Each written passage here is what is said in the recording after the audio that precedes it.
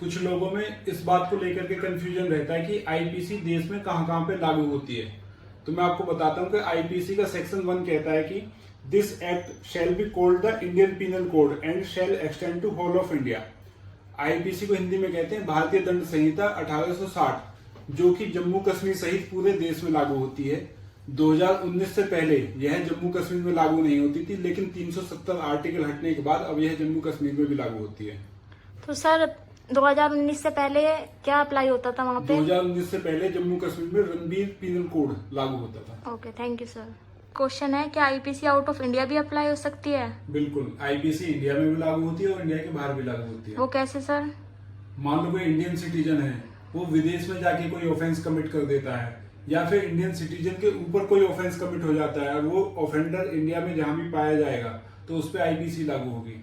एक एग्जांपल भी दे दीजिए सर। एग्जाम्पल सपोज करो कि ए जो कि इंडियन सिटीजन है, उसने अमेरिका में जाके या दुनिया के किसी भी हिस्से में जाके किसी का मर्डर कर दिया और वो इंडिया में आ जाता है मर्डर करके, तो उस पर 302 का चार्ज लगेगा, उसको ट्रायल भी फेस करना पड़ेगा और 2 सिद्धि के लिए भी वो लाइबल होगा।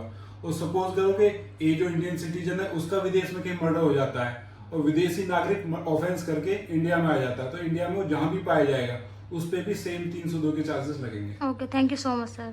सर मेरा एक और लास्ट क्वेश्चन है आपसे, क्या इसमें और भी कोई प्रोविजन बाकी है अभी? देखो, इसमें 1-2 पॉइंट और हैं अभी। आईपीसी और कहाँ लागू हो सकती है।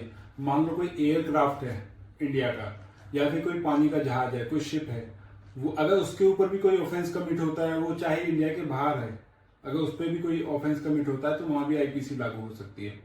और नंबर 2 है, मान लो कोई कंप्यूटर या कोई वेबसाइट जो इंडिया की है, इसको हैक करने के पर्पज से कोई, चाहे वो विदेश में बैठा है और इंडियन वेबसाइट को हैक कर लेता है, किसी कंप्यूटर को हैक कर लेता है, कोई डाटा चोरी कर लेता है, तो उस पर भी आईपीसी और आईटी एक्ट दोनों लागू होंगे।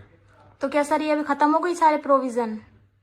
इसमें एक चीज हो रहा है कि मान लो कोई भी बिल्डिंग है, चाहे वो विदेश में है और वो इंडियन गवर्नमेंट के अंडर में है, तो वहां भी आईपीसी लागू होगी। फॉर एग्जांपल, जैसे इंडियन एम्बेसी है, वो जिस देश में भी है, अगर उस एम्बेसी के अंदर, उस बिल्डिंग के अंदर कोई भी ऑफेंस कमिट होता है तो वो भी आईपीसी के अंदर लागू होता है। Okay, thank you so much sir.